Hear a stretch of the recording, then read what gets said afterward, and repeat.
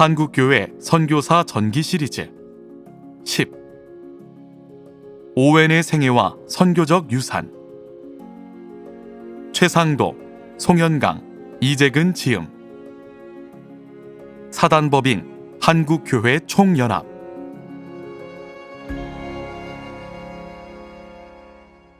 일러두기. 이 책의 인명은 학계에서 통용하는 영어식 이름으로 표기했습니다. 이 책의 본문 사진 중 저작권이 불분명하여 출처를 표기하지 않은 것은 확인 중입니다. 사랑하는 자들아, 우리가 서로 사랑하자. 사랑은 하나님께 속한 것이니 사랑하는 자마다 하나님으로부터 나서 하나님을 알고 사랑하지 아니하는 자는 하나님을 알지 못하나니 이는 하나님은 사랑이심이라. 요한 1서 4장 7에서 8절.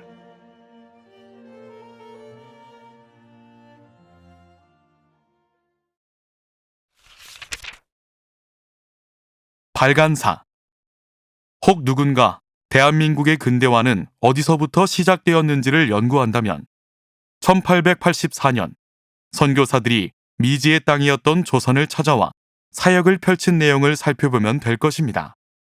선교사들의 내한으로 조선에는 기독교 선교가 시작되었고 개화기 기독교인의 수는 적었지만 기독교가 우리 사회 근대화에 가장 크게 기여하였다는 것은 역사에 잘 기록되어 있습니다. 그 선교사들의 헌신과 노력, 눈물과 피가 밑거름이 되어 한국교회는 세계에 유례없는 부흥을 이루었고 우리나라는 세계 10위의 국력을 가진 나라로 발전하였습니다. 나아가 이제 우리 한국교회도 세계 곳곳에 선교사를 파송하고 그 수가 세계 5위의 나라가 되었습니다. 이러한 은혜의 역사를 기록하는 것이 곧 하나님의 역사하심을 기록하는 것입니다. 하지만 우리는 이 땅의 복음화와 발전을 위해 헌신하셨던 수많은 선교사들의 생애와 활동에 대해서는 잘 알지 못하고 있는 것이 사실입니다. 이에 한국교회 총연합은 산하의 문화유산연구소를 설립하였고 사업의 일환으로 선교사들의 삶과 선교 활동을 한국교회와 세상에 알리기 위해 작년에 이어 올해에도 선교사 전기를 기획, 출간하였습니다. 낮은 자들을 위해 오신 예수님처럼 척박했던 조선 땅에 찾아온 선교사들의 섬김과 나눔, 희생의 모습을 되새기며 우리의 삶도 그들을 닮아 이 땅에 빛과 소금의 역할을 다할 것을 다시 한번 다짐하는 기회가 되길 기대합니다. 소중한 작품이 나오기까지 많은 분의 헌신이 있었습니다. 기독교 종교문화자원 보존과 활용을 위한 연구사업 추진위원회와 한국교회 총연합 문화유산연구소 모든 임직관, 지필의 모든 역량을 모아주신 지필자와 감수자들께 깊은 감사를 드립니다. 그리고 이번 선교사 전기가 출간되도록 인도해 주신 하나님께 모든 영광을 올려드립니다. 2023년 1월 사단법인 한국교회 총연합 대표회장 이영훈, 기독교 대한하나님의 성회 대표 총회장. 기념사. 우리나라의 근대화 시기와 본격적인 기독교의 전래 시기가 비슷하고 우리 사회의 발전 역시 한국 기독교의 성장과 거의 같은 시기에 이루어졌습니다. 기독교는 서양 의학과 근대 교육을 주도했고 오늘날 사회 사업의 기초를 놓았습니다. 그렇기에 한국 사회 발전에서 기독교의 역할은 빼놓을 수 없습니다. 그리고 그 이면에는 기독교를 전해준 선교사들의 희생과 헌신이 있었습니다. 따라서 한국 사회 발전에서 기독교의 역할에 대한 객관적인 연구는 기독교에 대한 한국 사회의 올바른 평가를 위해서도 폭넓게 이루어져야 하고 문화자원화해야 합니다. 한국교회 선교사 전기 시리즈는 한국교회 총연합의 기독교 종교문화자원 보존과 활용 사업으로 시작하여 이번에 두 번째 시리즈를 출간합니다. 이번 시리즈는 대전, 전남 광주, 군산 등 중남부 지역에서 큰 영향력을 미친 선교사님들을 소개합니다.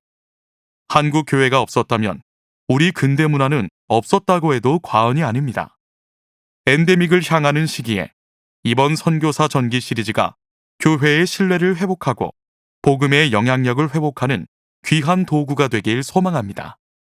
첫 번째 시리즈를 위해 수고해 주셨던 송현강 교수님, 최영근 교수님, 최상도 교수님, 이재근 교수님께서 이번에도 기쁨으로 참여해 주셨고, 두 번째 시리즈는 김칠성 교수님, 오지원 교수님, 황운식 교수님께서 참여해 주셨습니다. 모든 분이 발로 뛰면서 과거의 현장을 생생하게 옮겨주셨습니다. 그렇기에 책상이 아닌 현장을 누비며 한 시대를 하나님의 사람으로 사신 선교사님들을 오늘 만나는 감동과 은혜가 있을 것입니다. 지속적으로 기독교 종교문화자원 보존과 활용 사업이 진행될 수 있도록 지원해 주신 문화체육관광부와 종무실 실무자들에게 감사를 드립니다.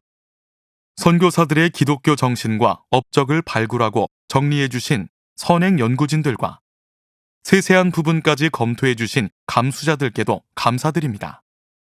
함께 기도하며 힘써 주신 한국교회 총연합 심평식 사무총장, 정찬수 법인 사무총장을 비롯하여 기독교 종교문화자원 보존과 활용 사업을 위해 애쓰시는 책임연구원과 여러 실무진 모두의 헌신과 수고에 감사드립니다. 한국교회 선교사 전기 시리즈를 통해 이 땅의 모든 사람이 가장 좋은 것은 하나님이 나와 함께 하심이라 라고 고백하는 그날이 오기를 기대하며 기도드립니다. 2023년 1월 기독교 종교문화자원 보존과 활용사업 추진위원회 위원장 이철, 기독교 대한감리회 감독회장. 서문. 한국 서남부 지역 기독교는 미국 남장로교 선교사들의 선교 활동을 그 기원으로 한다. 1892년 내한하기 시작한 남장로교 선교사들은 1893년 전라도를 선교 지역으로 삼은 후 약 3년간의 준비 과정을 거쳐 1895년부터 본격적인 호남 선교에 나섰다. 남장로교의 전남 선교는 1895년 전주 스테이션, 1896년 군산 스테이션 등 전북 지역의 선교기지 개척 이후 가시화되었다. 남장로교 선교부는 1897년 10월 군산에서 열린 제6차 연례회의에서 목포 스테이션 개설을 결정하고 1895년 내한한 유진 벨을 그 책임자로 지명하였다. 벨은 약 1년간의 준비 작업을 거쳐 1898년 가을 남장로교 한국선교부의 세 번째 지역 선교 거점인 목포로 이주하였다. 남장로교의 전남 선교가 시작된 것이다. 그 후 남장로교는 목포에 이어 광주와 순천에 스테이션을 조성하고 많은 선교사를 파송하여 전남 기독교의 초석을 이루었다. 1910년까지 전남에서 활동한 선교사들은 유진 벨과 클레멘트 오웬을 포함하여 모두 16명에 이른다. 그 가운데 우리가 집중해서 살펴볼 인물은 유진 벨과 함께 초기 전남 기독교 형성의 주역이었던 클레멘트 오웬이다. 사실 오웬은 전남 지역 교회 창설의 공로자이지만 그의 삶에 대한 우리의 이해는 그의 성취에 비해 부족하다고 느껴질 때가 있다. 세월은 덧없이 흐를 테고 이러다가 그에 대한 추억이 대중에게서 아주 잊히는 것은 아닌지 우려스럽다. 그런데 이는 오웬에 대한 학계의 심층적인 연구와 소개가 결여된 상황에서 오는 당연한 결과이다. 그러므로 더 늦기 전에 오웬의 선교 행적을 처음부터 끝까지 전반적으로 연구하고 기록해 놓아야 할 것이다. 그는 우리가 가장 먼저 기념해야 마땅한 매우 소중한 사람이다. 그가 한국 교회에 기여한 바는 놀랍고 크며 그의 사역은 가슴을 시리게 하는 진정성으로 가득 차 있다. 이 책은 바로 이러한 문제의식에서 비롯되었다. 오웬의 선교 생애에 대한 전반적인 재구성 작업의 시급성과 중요성을 절감했기 때문이다. 그리고 최근 역사 서술의 흐름 가운데 생애사나 인물사 연구가 주목받고 있다. 이른바 전기의 황금기 시대가 도래한 것이다. 오웬 역시 전기 작업을 통해 조명되고 각광받는 인물이 되어야 할 것이다. 클레멘트 오웬은 1867년생으로 햄든 시드니 대학과 스코틀랜드 에든버러의 뉴칼리지지, 버지니아 유니언 신학교, 버지니아 의대에서 공부하였다. 그는 목사와 의사의 자격을 동시에 갖춘 흔치 않은 이력의 인물로서 내한 선교사들 가운데 가장 높은 수준의 지성인이었다.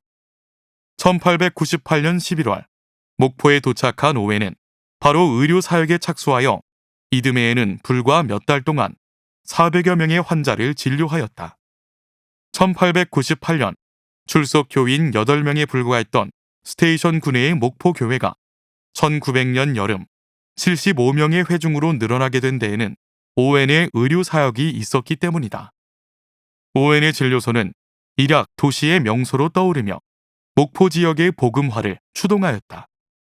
1900년 12월 북장로교 선교사였던 조지아나 휘팅과 결혼한 오웬에게 유진 벨의 부인 로티의 사망은 충격이었다. 그 일로 벨이 일시 귀국하게 되면서 이제 오웬은 의료 영역을 포기하고 벨의 순회 구역을 인수하여 목회 사역에 전념하게 되었다. 주일에는 목포 교회를 인도하고 주중에는 광주와 나주를 비롯하여 영광과 장성에 이르는 전남 지역을 광범위하게 순회하며 공동체들을 돌보았다. 그리고 1904년 광주로 이동하여 그때부터 5년간 전남 남부와 동남부의 지역 교회들을 돌보는 데 진력하였다. 그는 마을의 사랑방에서 한국인과 대화하는 것을 최고의 가치로 여기는 사람이었다. 그런데 당시 오웬의 담당 구역은 한 명의 선교사가 혼자 담당하기에는 지나치게 넓었다. 선천적으로 체력이 약했던 그에게 순회 사역은 그래서 강행군의 연속이었다. 그럼에도 그는 묵묵히 자신의 책임을 다하였다. 특히 1907년과 1908년은 오웬 사역의 절정기로 모든 영역에서 2배 이상의 성과를 거두었다. 1909년 3월 오웬은 광주에서 가장 멀리 떨어져 있던 장흥의 교회들을 순회하던 중 급성 폐렴에 걸려 결국 순직하고 말았다. 그 후 부인 휘팅은 1919년까지 자녀 4명과 함께 광주에 머물며 사역을 이어갔다. 나중에 그의 구역을 방문한 동료 선교사들은 충격을 받았다. 그들이 알고 있던 것에 비해 그곳의 성장세가 훨씬 빠르고 강력했기 때문이다. 즉, 오웬은 자기 구역의 성공과 성취를 다른 선교사들에게 말하지 않았던 것이다. 그는 그렇게 겸손한 사람이었다. 지금도 오웬이 설립한 교회들이 남도의 곳곳을 비추고 있다. 이토록 매력적이면서도 경이롭고 장엄한 삶을 살았던 그의 사도행전적인 일생을 복원하는 일은 오늘 우리에게 주어진 중차대한 사명이 아닐 수 없다. 이제 남장로교 선교자료와 국문으로 된 기록물 등을 최대한 구사하여 그가 남긴 족적을 상세히 추적하게 될 것이다. 이 책은 크게 2부분으로 구성되어 있다.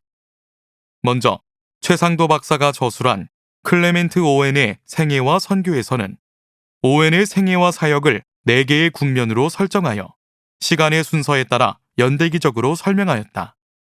파트 1은 버지니아에서 목포까지, 파트 2는 목포 도착과 선교, 파트 3은 광주 선교, 파트 4는 죽음과 유산이다. 이어서 이재근 박사와 송현강 박사가 집필한 오웬의 동역자들과 목회에서는 오웬의 동역자들과 그가 목회한 교회들의 천착한 내용을 담고 있다. 곧 목포 시절과 광주 시절에 그와 함께 활동했던 선교사들과 한국인 사역자들의 면면이 자세히 소개될 것이다. 그리고 뒤이어 그가 섬겼던 교회들과 그의 전도로 촉발된 고흥, 순천 지역의 기독교 수용 사례가 언급될 것이다. 이 책은 3인의 전문 연구자가 공동 집필하였는데 이렇게 한 이유는 선교사 전기 서술과 관련하여 현장의 생생한 목소리에 귀를 기울였기 때문이다. 즉, 기존의 전기들이 선교사 개인의 생애와 활동에만 초점이 맞추어져 있어 함께 사역했던 동료들과 한국인 사역자들, 지역 교회에 대한 언급과 분량 등은 너무 적고 소홀하다는 의견에 적극 공감한 결과이다. 그래서 우리 지필지는 평소의 관심 영역에 따라 오웬의 선교 사역, 오웬의 동역자들, 오웬과 지역 교회로 나누어 지필하기로 마음을 모았다. 이러한 시도를 통해 오웬의 한국 선교 내용이 보다 더 구체적이면서 선교사와 한국인의 시각이 각각의 균등한 가치를 지닌 채 입체적으로 대중에게 알려지기를 기대한다. 2023년 1월 저자 일동